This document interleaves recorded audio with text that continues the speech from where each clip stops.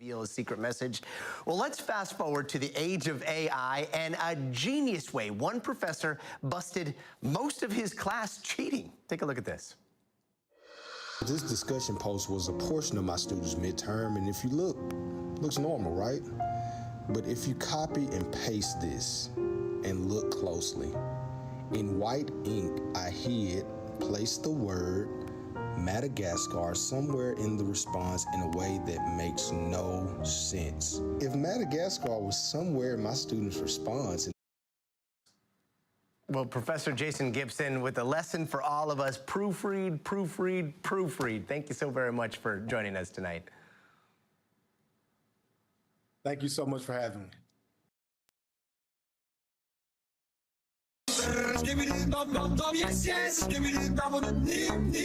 Trallallero, trallallà, porco Dio e porco Allah. I've just learned a terrible truth. I think Chancellor Palpatine is a Riz Lord. He's right. I've seen him rizz up Padme.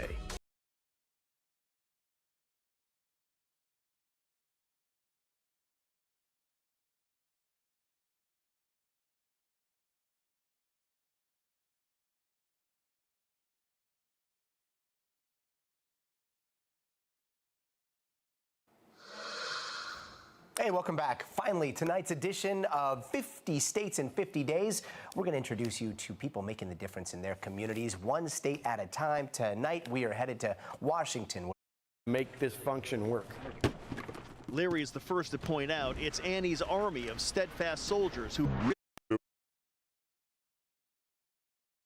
folks at the weekly gatherings. You know, it's pretty touching for individuals that maybe live on the street. You know, and now you have 100 people singing happy birthday to you. You know, that don't happen in your lifetime no matter who you are.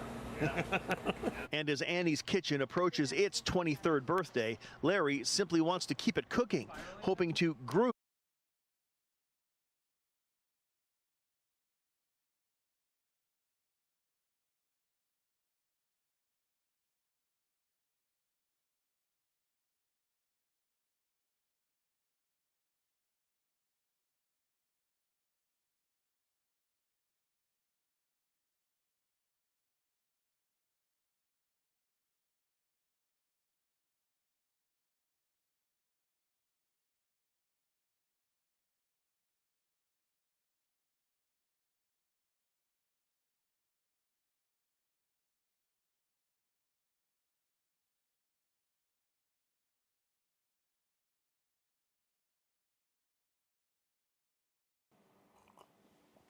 Okay, I think we're up.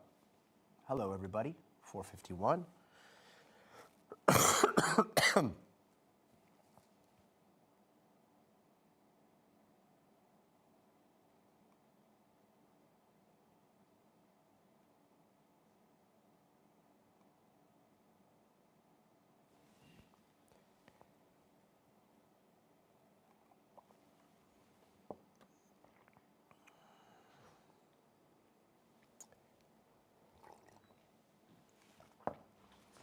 All good? I don't think anything. Is it? Are we? You're Okay. It's just reloading. All right, we're reloading. Dun dun dun dun. Bum bum bum.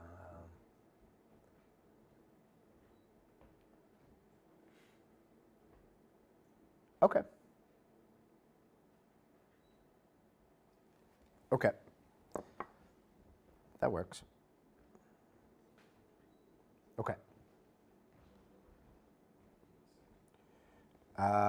Got it. All right. I think we're okay. I think I've got it here, and then I'll just fire it up on my phone. Let's see. So Give me 10. looks like we're up, but I can't see comments, so we're just gonna do this old-fashioned way. Let's see. Boom. Here we go. Got him. All right. Let's see. Yay, Gotti and Lisa are back tonight. Yeah, SML is back too. Heyday is here. The honey is helping. Dr. Erica Schwartz, no relation. We're at the CDC. No, but if she was in the family, I'd be hitting her up for a prescription for coughing. Max Columbus, hello, Max. Apogee Kings, hello, my fellow Americans. So I learned that electrostatic dust on the moon actually hovers as the day-night equator line rolls around it and gains and loses an electron and winds up hovering off the surface of the moon. Really? Peace bucks with the electrostatically charged research. I also want to make a salad dressing. That sounds delicious. Greetings from Sweden, Sammy. Hi, how's it going? Synthetic magnetic poles. I mean, peace bucks, you should look up, you know, restarting the magnetic poles on Mars. That is going to be, that's going to be quite the spin up. We want to have an atmosphere like we do here, and we want to trap those greenhouse gases and warm it up and do some terraforming. We're going to need some sort of fusion happening, and hopefully a molten core. But let's see here. I am, good morning. My brother, I am Josh. Oh, great to meet you, Josh. Adson, Knight, what's up? How are you? Kevin, people want to know how you're doing too. Kevin is doing great. He is doing great. We're having a little bit of a tech problem with comments, so it might take a second for me to see what you guys are saying, but we'll get it worked out. We'll get it figured out. Let's see. No, it looks like I'm up on TikTok, but it doesn't look like I'm up on TikTok here. Working on it.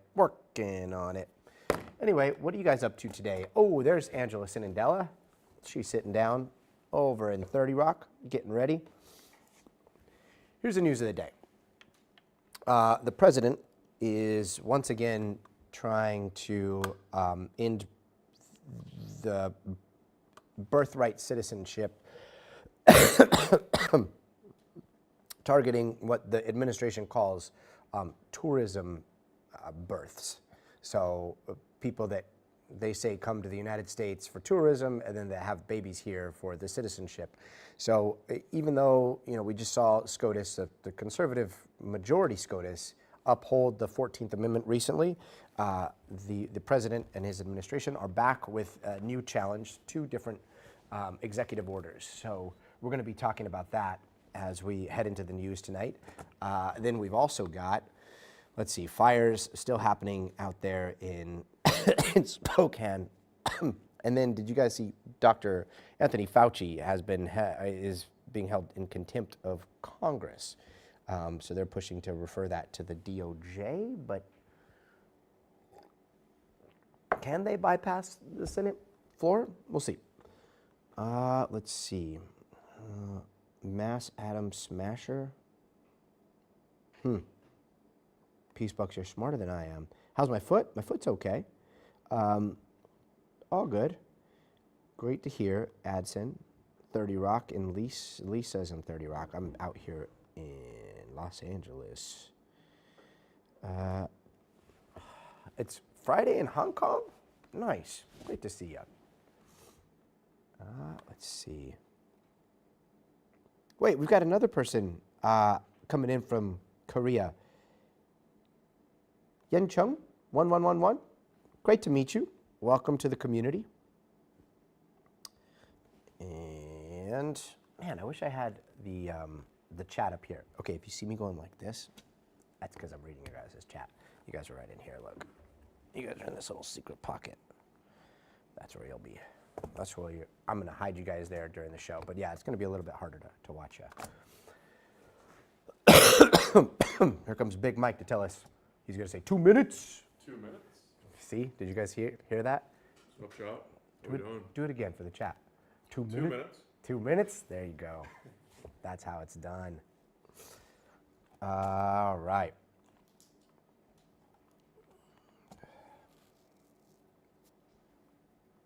Position G to start. Position G. Okay. G all the way back? Okay. Guys, 90 seconds. I've got to save my voice. So for the last minute, I'm not going to talk, and I'm really sorry, but if I do talk too much, I'm going to start coughing like crazy. So hold it down in the chat for me, guys.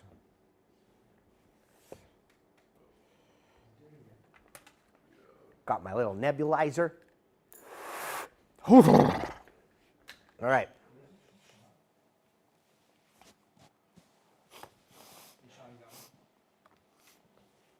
Okay.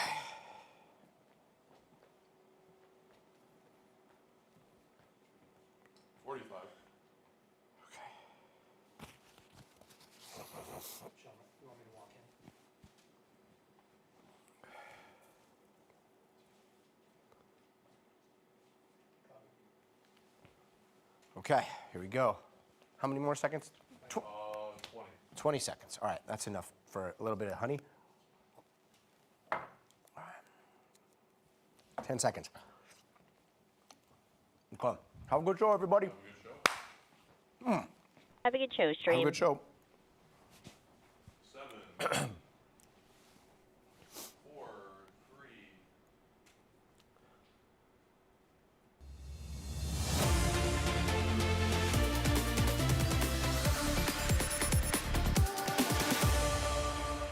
Hey there, I'm Gotti Schwartz, and tonight, once again, the president seems to be renewing his fight to end birthright citizenship. President Trump just issuing 2 new executive orders that critics say try to dismantle something that the conservative-leaning Supreme Court upheld just 2 weeks ago. Our country suffers because of it, and we're ending it a different way. We're cracking down very big crackdowns, and this will give us the right to do it in a much more forceful manner. And these executive orders aimed at stamping out what the White House calls birth tourism. Here's how President Trump's political advisor, Stephen Miller, described it. The idea that people come here pretending to be a tourist, pretending to be a visitor, saying they want to go to Disneyland, they want to go visit a monument or go to a national park, but the real reason they're here is to have a child, to make that child an automatic citizen. And first, let's get out to NBC News' senior White House correspondent, Gabe Gutierrez. Gabe, break down these 2 executive orders to me. Like, how are they different than his previous tries? Well, Gotti, look, what the administration is trying to do here is make these more narrow than the previous broad executive order that President Trump signed during the beginning of his second term. They're trying to argue that, yes, okay, the Supreme Court struck down the previous one, but by tailoring this to in a more narrow sense, they're going to be able to keep this in effect. And there are 4 groups that this should apply to. First, the administration is trying to argue that children born to foreign diplomatic staff working on behalf of another government while in the U.S. That's number 1. Number 2, children of people classified as alien enemies. That includes anyone who will be part of a terrorist group. Number 3, and this one is unlikely to happen because it would require an act of Congress, those born in U.S. territories if Congress changes the law to end automatic citizenship in those territories. That would apply to Puerto Rico. Congress is very unlikely to do that, of course. But the last one, number 4, that is key. The administration is looking to crack down on so-called birth tourism, and it is saying that children born of mothers who expressly and deceptively enter the U.S. for the sole purpose of having a child, that is what this executive order is looking at banning. So Stephen Miller, the White House Deputy Chief of Staff, who is essentially the architect of the administration's immigration policy, Gotti, he said earlier today in the Oval Office that it should be that if some pregnant women who are outside of the country are looking to come to the U.S. for the sole purpose of having a child here, again, so-called birth tourism, that the U.S. should be able to deny them a visa. Certainly, that is something that will be seen as very controversial and likely will, be challenged in the court significantly because the administration is trying to prevent foreigners from coming in if they're pregnant in certain cases. I imagine so much of this is definitely headed to the courts, possibly destined for the Supreme Court once again. But with this executive order, how soon could we see them try to implement this? Well, look, I mean, they say it's in effect essentially because of this executive order, and the White House is trying to make the case. Stephen Miller did earlier today in the Oval Office, saying that they plan to argue that Section 215A of the Immigration and Nationality Act is what allows the administration to do this. Essentially, that it gives the president power over who non-citizens or people outside the country coming into and departing the country, that the president has powers over that. Now, Gotti, look, there's, like you said, this will likely be challenged significantly. We already have groups that tell us that they're looking through these executive orders. LULAC has already slammed it. The ACLU is telling us that no matter how many executive order President Trump signs, that birthright is the law of the land. So the president and his administration, Gotti, have done this before when they get an unfavorable ruling in the Supreme Court. Look at tariffs, for example. They try to find some other loophole to try and push this through even on a more narrow basis. So this is immigration, of course, is central to the president's political identity. It's a huge part of his second administration, and certainly it's a topic that he likes talking about. And today issued these two executive orders aimed at hitting on that topic very hard, what he called crackdown, especially against birth tourism. That is very significant in these two executive orders, Gotti. Yeah. NBC's Gabe Gutierrez at the White House. Gabe, thank you. And let's bring in NBC legal analyst Angela Sinandela. Angela, the administration seems to be saying this order targets categories outside of the 14th Amendment. Does the 14th Amendment still apply across the board here? Hey, Gotti. Yeah, look, so I really do think that this does violate the 14th Amendment, but obviously it's going to be a fight in the courts. And this is why. We literally just saw a decision, as you and Gabe both addressed, that limited the president's ability to limit birthright citizenship. And I know that was a different topic because it had to do with children of immigrants here illegally or temporarily. But the court, what they did there was leave very limited exceptions in place. For example, the children of diplomats or the children of a hostile foreign invading army. And the logic there applies. Why did they do that? Because those parents, so diplomats or foreign hostile invaders, aren't subject to the jurisdiction of the laws of this country. But to the extent that the president here is trying to expand those definitions and put in new categories, some of those categories are of parents who are subject to the jurisdiction of the U.S., who have to follow U.S. laws. And so thus it would likely track by a court that then their children should also be offered birthright citizenship. Gotti.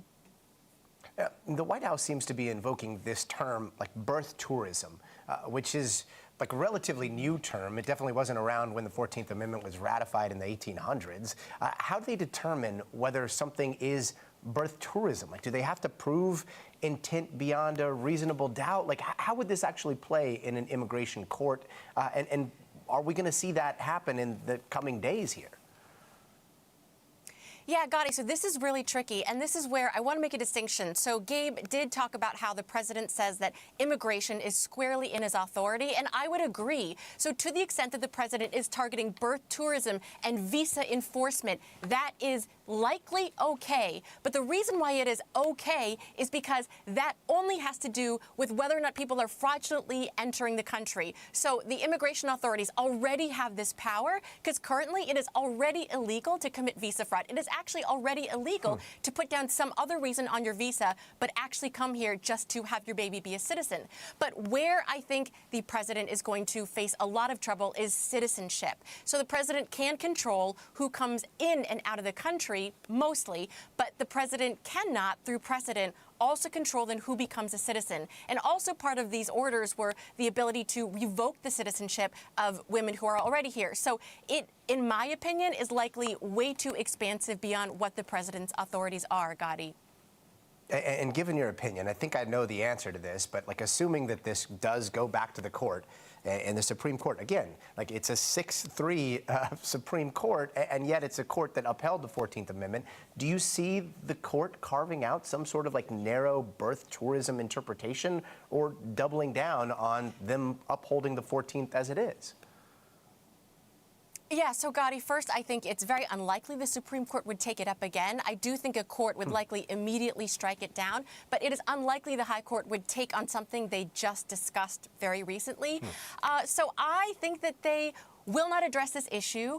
And I think that they also likely find it very terrifying, at least the majority does, that a president could continually decide to define the limits of citizenship. So when one president narrows them, whether or not you believe that the exceptions here should apply and that these children should not be citizens, allowing a president to do that unilaterally without Congress and without the Supreme Court's approval then just expands their power, and the next president could then narrow it further. So I think it's very unlikely here that the High Court would intervene, but also then side with Trump. Very interesting. Angela Senindella with your legal crystal ball. Really appreciate you today. Thank you. Meanwhile, we are following the latest out of Election Day in Tennessee, where voters had their say in a number of key primary races. And right now, NBC News can project that Republican Bill Hagerty has won his primary race for Senate. He ran unopposed. Meanwhile, 6 years after he became a household name during the pandemic, today a Senate committee voted to hold Dr. Anthony Fauci in contempt of Congress. Now, that vote, falling along party lines, comes just days after Fauci's controversial testimony about the origins of the COVID pandemic and the government's response to it. And Republicans say it's not about what he said, it's about what he didn't say. Remember, from the very start, Fauci was critical of the hearing and its chairman, Republican Senator Rand Paul. The only conclusion I can reach is that the sole reason he is calling me before this committee is to get me to say something, anything, that could vindicate his repeated public pledges that I end up, in his words, quote, behind bars. Okay, so today he showed up and he said, like, nothing, answering a total of 0 questions, pleading the fifth more than 100 times in moments like this. Well, nothing says honesty like taking the fifth, huh, Doc? Nothing says honesty like taking the fifth, huh, Doc? Let's try something. What day of the week is it today?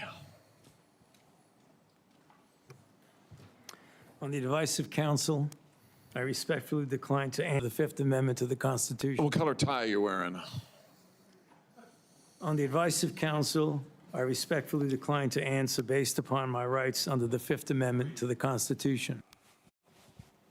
Okay, well, now Senator Rand Paul is claiming that all of that is in contempt of Congress, and he's pushing to refer it straight to the DOJ, which could lead to possible criminal prosecution and a possible 12-month prison sentence, something the president seemed to support.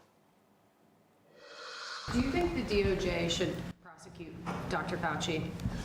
Well, you know, they prosecuted Peter Navarro and they prosecuted Steve Bannon, 2 very decent people, over something that essentially was never prosecuted before.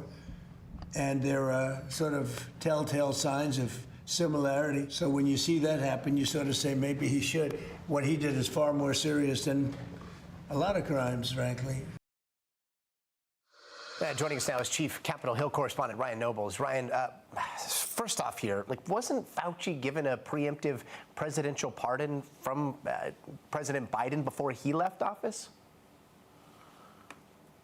He was, Gotti, but that's not like it's a get-out-of-jail-free card for anything that you do for the rest of your life. The preemptive pardon really only covers the time that Anthony Fauci was in the administration and his work specifically related to the administration. So, for instance, if they found evidence that Anthony Fauci had filed a fraudulent tax return or maybe was involved in some sort of embezzlement scheme that had nothing to do with his work in the administration, he could be charged with that. So the same applies for his life outside of the administration. And cooperating with Congress is something that every American is compelled to do. If you receive a subpoena from Congress, you have to listen to that subpoena. And so what the Republicans on the panel are arguing right now is that Fauci had a responsibility to answer those questions. Listen to what Rand Paul had to say about that. As far as pleading the fifth when you have a pardon, all you have to do is tell the truth, just not commit a new crime. But if we were to grant him immunity from telling the truth, of what value, would his testimony be? So I think the American people do deserve to know this. And so that's basically what Republicans feel here. And what's interesting about this is that he does have a Fifth Amendment right not to incriminate himself. But Republicans argue that the compulsion by the Senate committee goes above and beyond those Fifth Amendment protections, and that's why they have referred this to the Department of Justice for prosecution. I do have to say, though, Gotti, there are very few legal experts that agree with that interpretation of how the Fifth Amendment works. Yeah.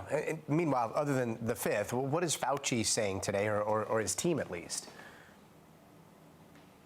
Well, their big argument is that this could have been a trap, that if Fauci had gotten in there, if he had misremembered something, if he had answered a question that didn't specifically match up with something that happened during his time at the National Institutes of Health, that perhaps that they could accuse him of lying to Congress. He just did not want to take that risk, mainly because he doesn't trust the Republicans on this panel. This is what his lawyer had to say in a statement today. Today's resolution is a continuation of Senator Paul's personal vendetta against Dr. Fauci, who spent 50 years in public health and has saved countless lives. It is shameful and wrong that Senator Paul is abusing his power by trying to weaponize the Justice Department against an honorable public servant. So they just don't trust Rand Paul. They certainly don't trust the other Republicans on this panel. They did not want to take that risk, which is why he took the Fifth Amendment 100 different times during that hearing earlier this week.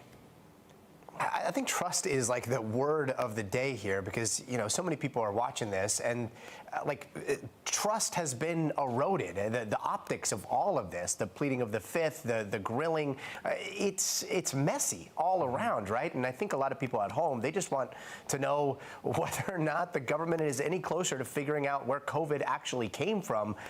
Is this doing anything to answer that question? I think you touch on such an important point here, Gotti. Nobody is happy with the way the pandemic played itself out all around the world. It was a very difficult and horrible time for almost every American. And what government should be doing right now is working across the aisle with Republicans and Democrats to look at what we did during that period of time, figure out what we did wrong, and figure out what we did right, and prepare for the next big global pandemic, because it's not as if this is never going to happen again. But unfortunately, everything that happened during the COVID era has become such an incredible political football, and it's become a thing where actors on both sides are just doing everything they possibly can to score points. And I think what we see playing out here with Dr. Fauci is an example of that. I think Dr. Fauci would admit that the government didn't make all the best decisions during this period of time. They were dealing with an unprecedented situation. No one knew what these answers were. And did they go too far in some cases? Probably they did. Did they not go far enough in other areas? Maybe they probably did. But to your point, we're not getting answers to any of those questions because of the way this back and forth is happening right now. Ryan Nobles, Congress, thank you. Meanwhile, we are learning more about what's being described as a crisis meeting at the Pentagon over a weapons shortage tied to the war with Iran. And sources are telling NBC News that the president went hard into the Defense Department's #2 guy. The president called Deputy Defense Secretary Stephen Feinberg last Friday with big concerns over the Pentagon's lack of weapons and how it could limit what's targeted in Iran, according to these sources. But the White House is calling the whole story 100% fake news. We have certain types which are very powerful and very good, and we have an unlimited supply, and so we're in great shape. But with that being said, we always want more. We have to have more, but we're in very good shape. We have literally massive amounts of ammunition. And let's get right to NBC's Courtney Kuby for more on her exclusive reporting on all this. Courtney, where exactly are we right now with our weapons stockpile, and which ones are in the shortest supply? Yeah, so the U.S. military still has a lot of the munitions that they need to carry out a war. What's really in concern about is there's concern amongst the military right now, though, is these longer range munitions, and specifically some of the defensive ones. So some of the things that you might see on our screen just before this, where the U.S. military, you can see some of them there, the ATACMS, the Tomahawk cruise missiles, the THAAD, and the Patriot missiles. I will zero in on the THAAD and the Patriot missiles.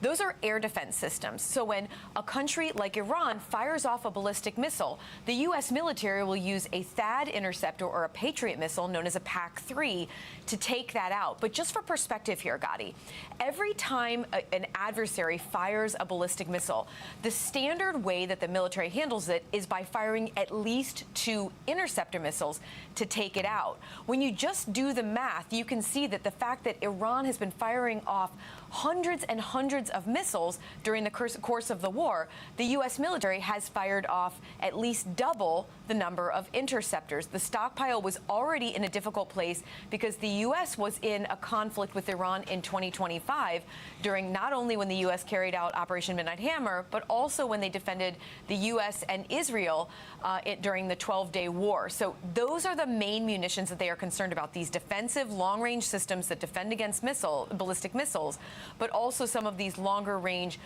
offensive systems that the U.S. has been using to carry out strikes inside Iran and also to carry out strikes against the Houthis back in 2025.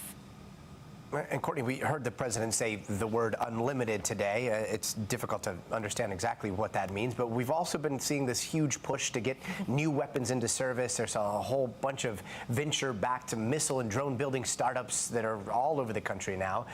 Are there any systems that are being built by like the Andurils and the Machs that are going to be heading into theater anytime soon?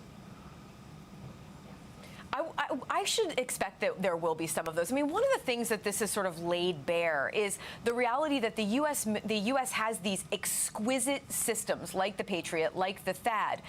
Some of these interceptors cost $2 million or more each. Tomahawk missiles, the same thing, the long-range precision strike munitions. When the reality is we have watched countries like Ukraine defend against some attacks by Russia, which with much more I guess, smaller, cheaper, faster-made systems that have been effective in many cases. So I think this is really causing the United States to look at their arsenal and say, look, do we need to re-look at how we do some of these defensive munitions and how we do some of these offensive munitions? I don't know that we're going to get any answers to that very quickly, but one of the big concerns here is, again, not just the cost of these, but how long they take. Something like a PAC-3 Patriot missile can take 2 years to build. And while the U.S. has been looking at these problem of defense industrial base and trying to shore up some of these, the way that they're able to build them here in the United States, it can take years before the factories get ready to even build them. And then there's still the issue of a supply chain issue that exists all over the world, and that causes problems with the building of these systems too. I mean, Gotti, this is something that the U.S. has been dealing with for more than a year now, and it just is not going to be resolved anytime soon. Yeah, and I think exacerbating all of that is Ukraine. As you mentioned, I mean, Ukraine is being very creative in what they're fielding, but they're also fielding a lot of the stockpile that the United States has been giving them as well. Has that impacted our supplies? So it did, but remember, a lot of these systems like the Patriots that the U.S. gave, or the THAAD that the U.S. gave to Ukraine, the U.S. was giving them some of the older missiles, the older interceptors. So the U.S. was refilling those as they went, but there's no question about it. It did have an impact on the stockpile. But even without that, the U.S., what they went through in the war during the war with Iran in 2026, that's been the much bigger factor in these dwindling stockpiles. And it's not so much that the U.S. can't build them; it's they just cannot build them fast enough. And, another thing, the president and many of the people around him, Secretary Hegseth, they say they have everything that they need if they want to go back into a major combat situation with Iran. That is true, Gotti. It's just a matter of how long that goes on. It's the sustainability over weeks and months that's really in jeopardy here. Yeah. Courtney Kuby, your reporting is always so thorough. Thank you so much. And now to the growing concern over the salmonella outbreak and the continuing surge of the cyclospora parasite infections across the country. Jalapenos served at Chipotle in Qdoba have been linked to the salmonella outbreak, as there are now 350 cases and almost 40 hospitalizations. And the diarrhea-causing parasite is now in every state except Hawaii, Montana, and New Mexico, according to health officials. And Thompson has more on the growing concern. The salmonella-tainted jalapeno peppers driving this latest outbreak are being recalled tonight. The FDA says San Diego-based Coast Citrus Distributors agreed to the action. It supplied the hot peppers to Chipotle and Qdoba restaurant chains. The companies say they are no longer serving those items. Like the lettuce linked to the cyclospora outbreak, the recalled jalapenos come from Mexico, where some 63% of all our imported vegetables are grown.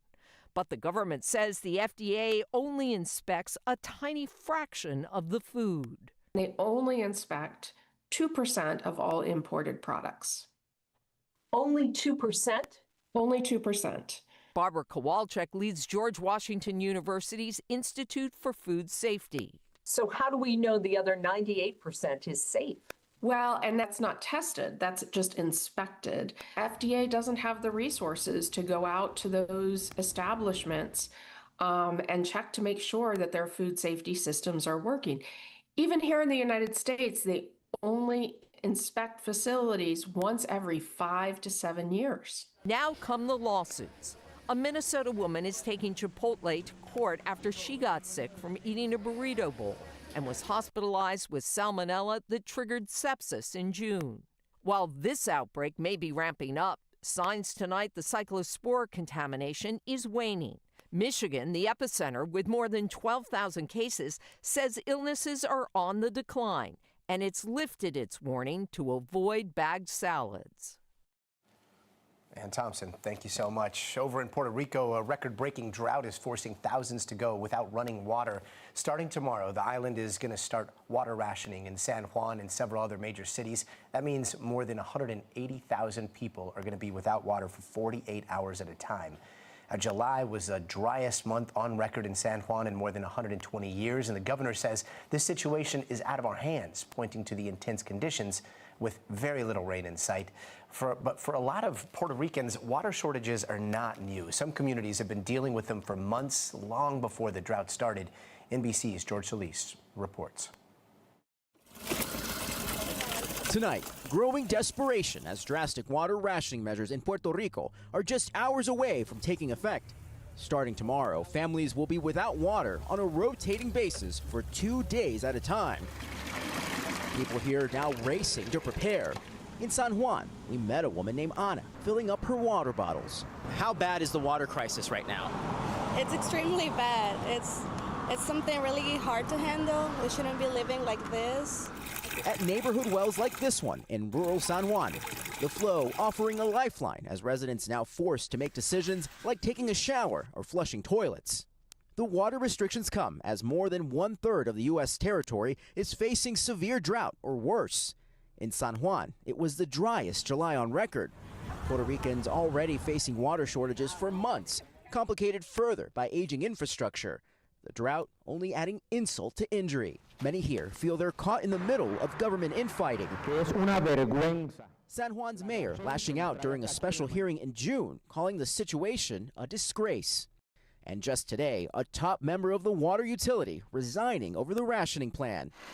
In Loíza, water trucks are refilling home water tanks. This woman saying it's harder to live without water than without electricity. When school starts, washing uniforms is going to be very hard. And business owners say it's costing them money because they now have to buy water from private sources. This man says it costs as much as $500 a day to fill their water tank. Tom, and you can see people are lined up here to get water, bringing containers of all sizes, some of them so heavy for the elderly to carry. Officials saying they're not sure how long this rationing will need to last. And while there has been some rain here, it has not been nearly enough to provide any relief. George Solis, thank you. And just a few hours ago, the suspect accused of starting one of the largest fires in Washington state appeared in court. You can see him right here. That is 37-year-old Aaron Farinacci. He's been charged with 4 new counts of arson for fires that he previously had no connection to, which now comes on top of that arson count that we told you about yesterday. And that is for one of the 3 fires actively raging through the Spokane area, destroying more than 900 properties and displacing tens of thousands of of people. Crews from all over the country have been making progress on those fires as the heat cooled down a little bit, but heavy winds over the weekend are now bringing a new threat. Joining us is Ryan Chandler, who is on the ground in Spokane, Washington. Ryan, talk to us about these other arson charges the suspect is facing. We were hearing rumors that he was seen at other scenes, and you know, all of a sudden, we're seeing a whole lot more charges today. Shocking new revelations. We're here at the Spokane County Courthouse where just a couple hours ago he was arraigned, and in these charging documents, I mean, just a jaw-dropping new revelation, a hard pill to swallow for this community, as prosecutors describe this man as a serial arsonist. He is admitting to starting this fire and tells investigators that he planned it for weeks, even checking the forecast to make sure that he lit it on a dangerously hot day with a lot of wind to try and do as much damage as possible. But now he's facing 4 additional arson charges for fires dating back to last year. The charging documents say he actually admitted to investigators to starting 25 additional fires between July and August near his home last year. Gotti, it seems like he has this strange obsession with fire. He called it beautiful and powerful to investigators. And that's why, you know, he's dealing with a psychological evaluation. He actually didn't submit a plea of guilty or not guilty. I think that's pending the results of a mental exam that he'll undergo this week, Gotti. Yeah, and notable that he, I believe, was convicted of manslaughter in Arizona before all of this as well.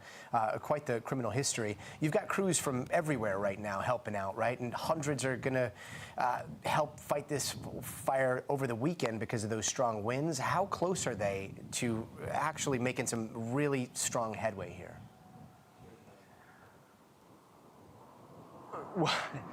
There's good news and bad news there, Gotti. The good news is that the fires, as they've been contained partially right now, have not caused any additional damage to property. The bad news is firefighters worry that they may lose ground as the weather worsens into the weekend. That is why they are staffing these grounds with additional firefighters. There's going to be more than 2,000 working around the clock as we head into a weekend of higher wind and higher temperatures. We've seen firefighters from everywhere, from San Diego to New York, all the way from Australia and New Zealand, coming in to try and fight these fires. The hope is that the containment lines that they've drawn around these fires up until this point will hold. But tomorrow is going to be a major test day for that because as the weather worsens, the sheriff here, he actually told our Morgan Chesky earlier today that any spark could cause a fire. Yeah, and Brian, we were seeing alerts about evacuation orders that included a... There will be some updates to our evacuation maps later today, hopefully. But with this weather event coming in and with the advice from our firefighters actually on the ground in there, I would not expect many changes after tonight for several days until this fire risk reduces.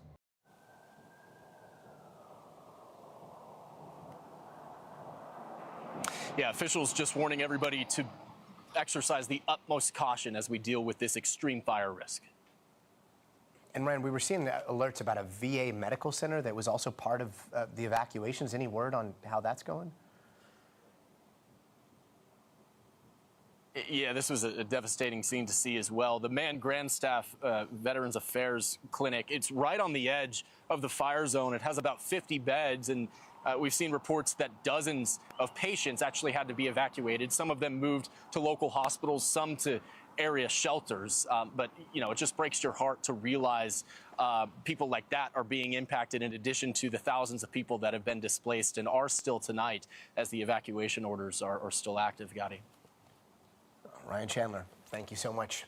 Meanwhile, we are following the latest out of the election day happening in Tennessee, where voters had their say in a number of key primary races. We're going to be getting those in just a bit here. We understand that there may have been a call in the governor's race, but we're still working out those details. We'll have them in just a second. Don't go anywhere. Coming up next, new look at some new pics of the sun's surface like you have never seen. Plus, a professor creates a trap in his midterm to see if his students use AI. And guess what? Spoiler alert. Yeah, most of them were caught cheating. We're going to talk to him later this hour. And also, if you see this QR code, feel free to scan through. You can chat with us right now, live. We're reading what everybody is saying, and we're about to chat back during the commercials. You can check it out on YouTube, Twitch, and TikTok.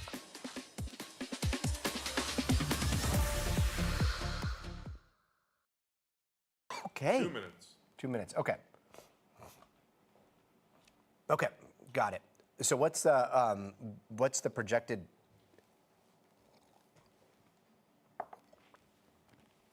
Jerry Green for governor?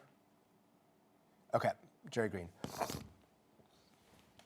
Got it. Did you guys hear that? Lisa, you guys heard it first. Jerry Green.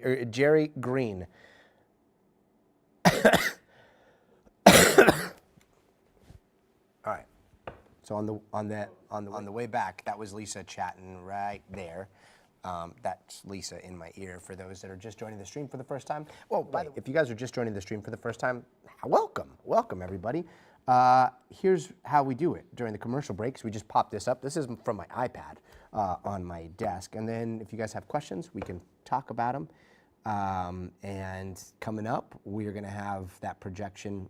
Jerry Green wins the Democratic nomination for Tennessee governor. So 1 minute. That's the latest from there. And sorry, I've got this cold. So during commercial breaks and during our little breaks, that's when you're going to hear me copping. Let's see. I don't copy guts. Oh. But I argue my college content a lot with the chat so I can understand. Wait, Adson, is that really what this is? So you take your college stuff and then you come in here and then you use it as like the test dialogue? Like this is your test debate? I love it. I love that. I love that so much. That's a great idea. Let's see, GPT. Hey, always cold in the 6. Good to see you. Oh no, Mark Owen's at it again. 7. Yes, things we take for granted, right? 4, 3. All right, here we come. Hey, welcome back. Here are some other headlines we were watching tonight. A drone with explosives was found and defused yesterday at an airport in Germany. An airport worker found the drone and police used anti-explosive robot to remove the detonator. Both runways at the airport were closed and flights had to be rerouted. Also in Germany, the 25-year-old man who drove his car into a union rally in Munich last year was sentenced to life in prison. Prosecutors say he acted out of religious motivation, and 2 people died from that attack, including a 2-year-old kid, and over 40 other people were hurt. And a short time ago, a judge in Santa Fe ruled that Meta created a public nuisance in New Mexico, and because of that, the company has been ordered to pay the state $567 million to help fix the problem. Mexico's Department of Justice blames Meta for causing mental health issues for teens and their social media platforms. And a man in Florida turned an airplane into kind of like an Airbnb-ish of sorts. Police say he hopped over a fence, he snuck into a JetBlue plane undergoing maintenance.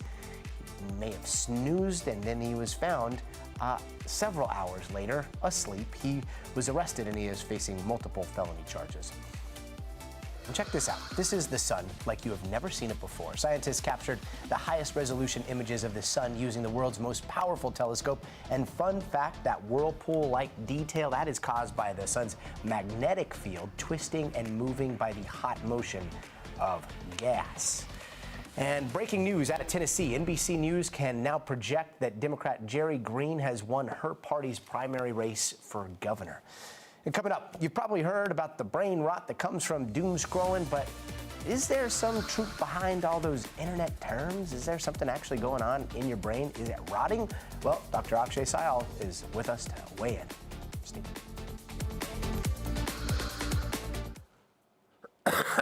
Okay, 3 minutes. There we go. Inhaler, Gotti, after each break. I think I'm feeling a little tingly, so I gotta take it easy on the Buterol. Let's see. What else? And tonight in the future of everything, do you by chance What kind of remember tea? invisible ink? You know, like back when we were little green tea, kids right? and you could use those special little pins and shine a blue light to reveal a secret message. Well, and then this is pre-tape? Yeah. Okay, cool. Dun, dun, dun, dun. Boston, this does not count as doom scrolling. This is active learning and participation. This is not, you know, just a passive look at the news. We are all in this news bubble together. It's the best part about our news stream, right?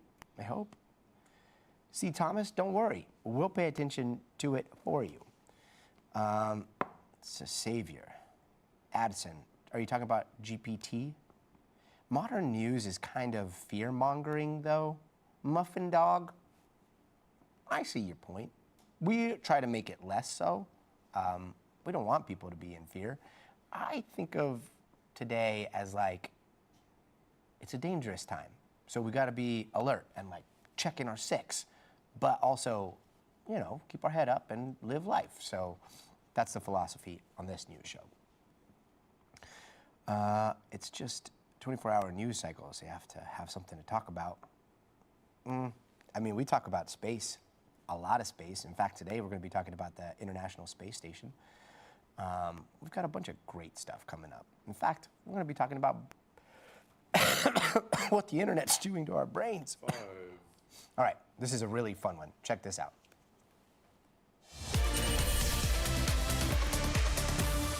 And tonight in the future of everything, do you by chance remember invisible ink? You know, like back when we were little kids and you could use those special little pins and shine a blue light to reveal a secret message. Well, let's fast forward to the age of AI and a genius way. One professor busted most of his class cheating. Take a look at this. This discussion post was a portion of my students' midterm, and if you look, looks normal, right? But if you copy and paste this and look closely, in white ink, I hid, placed the word Madagascar somewhere in the response in a way that makes no sense. If Madagascar was somewhere in my student's response in a way that did not make sense, I knew that they copied and pasted the entire thing and just threw it in AI, and oh my God. It was more than obvious that they didn't even go back and reread these responses. So yeah, 32 out of 35 students failed a portion of their midterm. It was more than obvious. That professor joins us now. Professor Jason Gibson, thank you so much for being with us. Not only was it obvious to you, like it was most of your students in this class, right? Yes, it was the majority of the students, 32 of 35, who I discovered used that word from that hidden prompt in that specific assignment. I'm blown away on so many levels here. First off, let's start with the beginning. Like, how did you come up with this? So I've got to be honest, I can't take full credit for coming up with it. And I've said this previously, actually a few months ago. This had to be maybe at the beginning of the spring semester. I actually saw another professor who did something similar to discover that students were using AI in that particular course. So I just kind of remembered it, recalled it. I've been looking for the video of that professor for weeks now, and I have not been able to find it. But I actually was just perusing TikTok and saw a professor did something similar, and I decided to implement the same tactic in this particular scenario. Yeah, I think they're calling it the Gibson trap nowadays. I mean, this is one of those stories where, like, I hope a lot of people see it, but then again, I hope maybe not everybody sees it, because this is definitely one of those things that, you know, people, like, you'd hope that they would at least go through and proofread. How did you see Madagascar being used in some of these papers? Oh, man. So I cannot recall verbatim, but I do have a bit of a recalling of it. It was something to the effect of Madagascar plays a basketball game with a toaster. One said Madagascar was sideways riding a purple bicycle.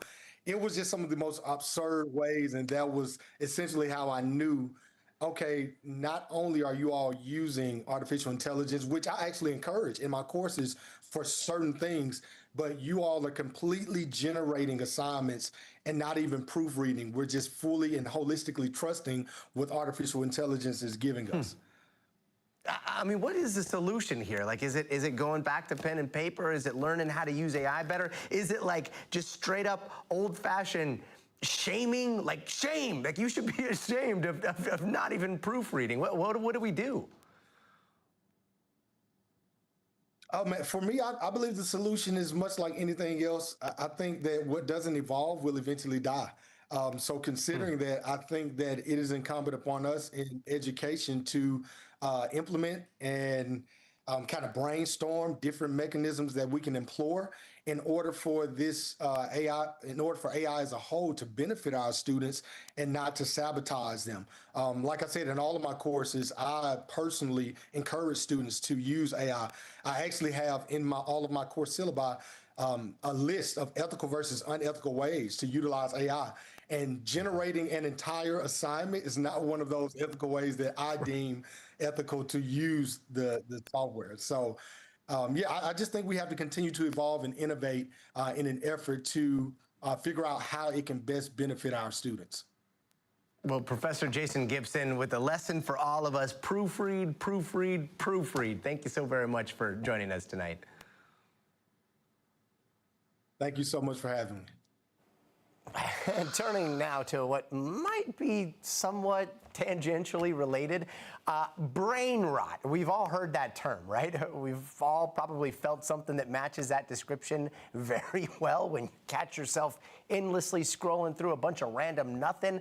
But is brain rot an actual medical thing that we can detect and scientifically study? Because I want to know what happens to my brain when I see stuff like this.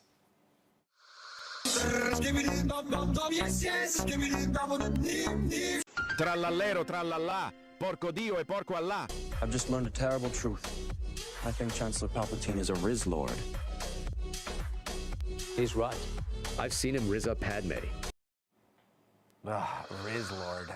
Speaking of Riz Lords, let's bring in Dr. Akshay Sayal to talk a little bit more about this brain rot. Doctor, paint a picture of what is happening to our brain when we get stuck watching something like that. Gotti, you may be the first person to ever tell me I have Riz, so thank you very much. So when we're talking about brain rot, you know, I know you mentioned most people have heard this term, and I just want to, for those who haven't, you know, define brain rot, which, by the way, Gotti, was a 2024 Oxford Word of the Year. Essentially a term, it's a slang term on the internet. I'll just read you how they define it real quickly as, quote, the supposed deterioration of a person's mental or intellectual state. This was a very, very popular word a couple years ago, and obviously still is today. You know, I think a lot of us are kind of wondering, you know, we're sitting on the couch or you're sort of scrolling through social media, you're going through Instagram Reels, you're going through TikTok, whatever sort of platform you prefer. What is that doing to your brain? I think it's become a big sort of question among you know, scientific researchers right now, is as you put people into these sort of platforms where you're scrolling and the attention spans are very, very short, is that doing any sort of thing biologically to our brain structure? And that's the big sort of question right now. Yeah, and so on one side, we've got the brain rot we get from social media. And then on the other is, I don't know, is there brain rot coming from using AI and AI chat bots and not critically thinking? Like, are those at all related?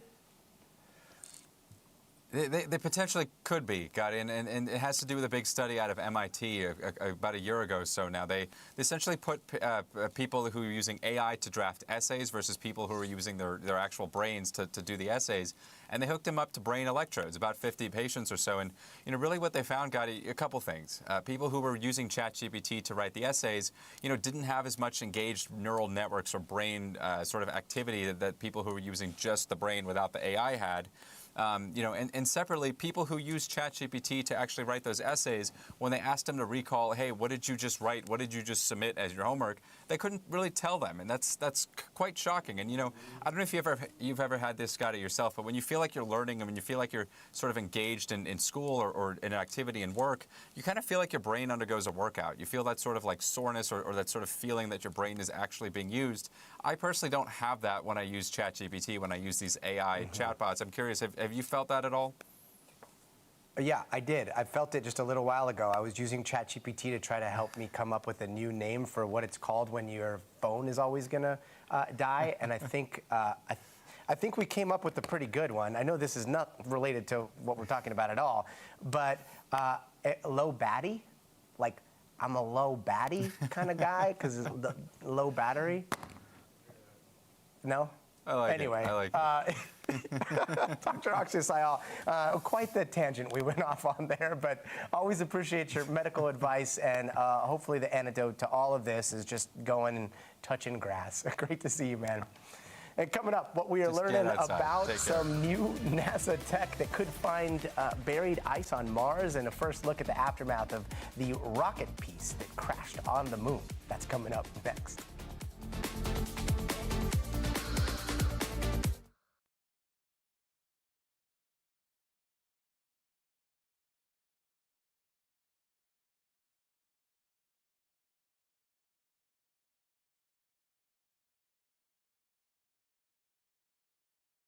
I'm 35% low batty right now. Campbell Corn, what's going on? I'm scrolling.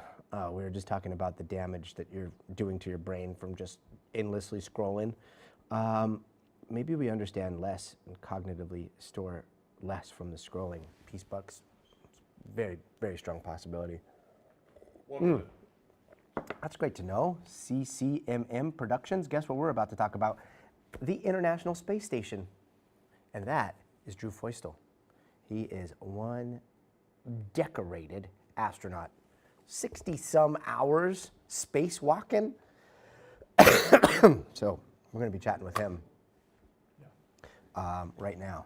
No sound? Can you guys hear me now? 30. Standing, got it. Okay. Here we go. 30 seconds. B to G to the desk. Hey, are you guys going to help me make that low batty thing an actual thing? That would be really nice. 15 seconds. Okay, here we go. Okay. 10. 10 seconds. 5, 4, 3. And tonight, in the race to space, imagine a 6-hour spacewalk, 250 miles above all of us. You got your spacesuit on, right? You got your tools. And to your side are NASA astronauts Jessica Meir, Anil Menon. They are locking in to get to work on upgrading the power infrastructure that is on the International Space Station. Of course, everybody is tethered in nice and safe, but just in case something goes sideways, they've always got that mini emergency jetpack. Meanwhile, back here on the ground, NASA is working on this new tech that's going to search for buried ice on Mars. They've got their Skyfall helicopters that are going to fly low, use radar that sees underground. But since the ice might be pretty shallow, NASA needed an antenna big enough to work, but small enough to not get smashed on the landing. So engineers came up with this thing that's like a Vivaldi looking thing. It's got violin-like curves, and it's only about 5 ounces. It bends out of the way when the helicopter touches down, then springs back up for flight. That just passed a brutal durability testing. It moves closer to launch in late 2028. Also, remember that SpaceX rocket that crashed into the moon yesterday? Well, finally, we got a photo of the impact it made. Look at this. If we've got it right here, it's hard to see, but it's there. This little area, this little cuticle, that is the final resting place of a Falcon 9 upper stage captured by South Korea's lunar orbiter. Let's bring in former NASA astronaut Drew Feustel, a man who has logged something like 61 hours on spacewalks like the one we saw a little bit earlier today. Drew, great to see you. Always love a chance to talk about that kind of view. Gotta ask, like, is it hard to concentrate when you're out there exposed among the stars?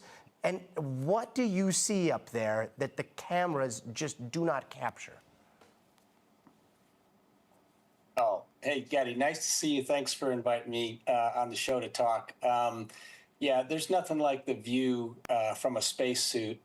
It's very unique, and for those who get to experience it, I think it's the experience of a lifetime. And you know, what you don't see is everything, and it's really less about, well, it's a lot about what we see, but it's also what you feel, knowing that, you know, you're wearing your own personal spaceship on your body, and the only thing separating you from space is just that visor across your face. And, you know, on the other side is the stars and the universe, and looking down, you see the earth beneath your feet. It's incredible. It's really incredible. And the challenge is to stay focused on your work. That's the tough Stay part. focused on your work and not to take your little jetpack out for a ride, even though you got a perfectly good tether, I imagine. I know so much of today's mission up there was about upgrading the power systems to keep things, flowing, the power flowing until deorbit. But man, like the whole idea of letting the ISS burn up after so much history, we've talked about it. I've pestered you about it. It gives me so much heartburn.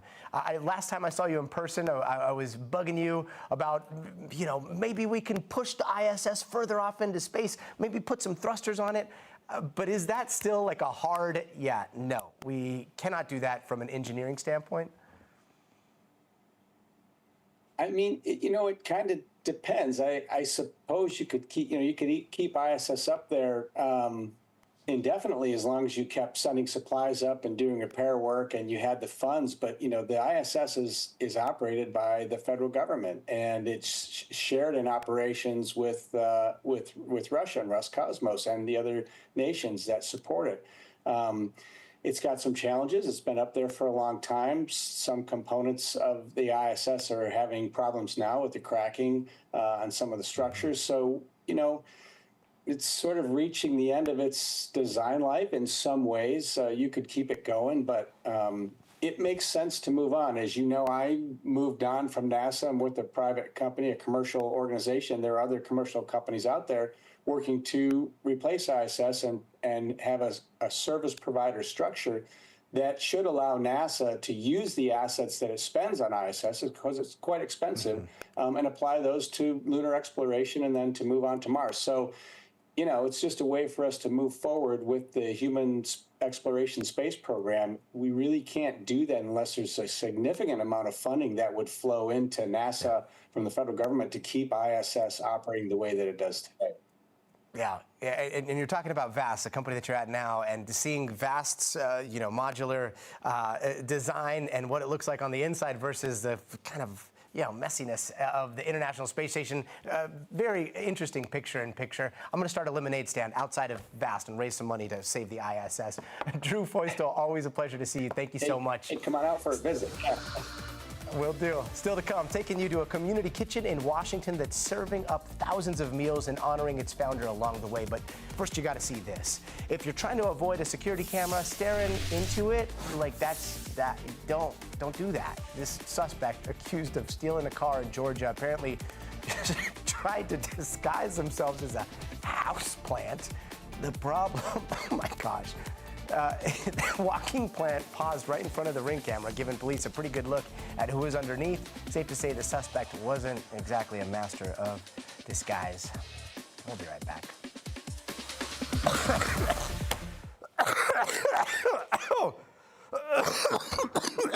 Okay, I'm done. We made it. Wow. That was a close one. Hey, welcome back. Finally, tonight's edition of 50 States in 50 Days. We're going to... Thank you, guys. Great show. Great show. Drew is amazing. That was awesome. Oof. Okay, that was a cough attack. Wait, what did you guys say about that? Non-traditional student going back. Shane? Aw, yes, that is going to be very interesting. The Irish Island, there he is. Hello, good to see you. Don Rumsey, hi. I'm a Maddie by Fridays, yeah. Boston, okay. Let's see. Never too late. I'm so sorry, guys. This is horrible. Yeah, medic. I know. I hope I recover too. Get leafed alone. Oh man, why didn't I think about that earlier? I was trying to think of something like he's in the weeds or something, but it's just brain wasn't working fast enough. Anyway. Hi. Where were you? Lisa, I don't know if you're seeing this. You probably said those images were planted. What images? That is a great one. No, they're like. Planted. Hi is in the chat. That's what we should have written. That they planted that. They planted those images. But planted that video. Oh man. Okay, guys, the rest of the show is about to start, right? And then I'm going to go check in with the desk because I think we're monitoring a couple more races. Does Lisa pay good sick leave? Yeah, do you? Yes, I do. Yes, I do. Good. We get very good sick leave All right, benefits. Thank you, NBC that was Universal. a really great show. Can you give everybody a hug? And then in the control room. Okay.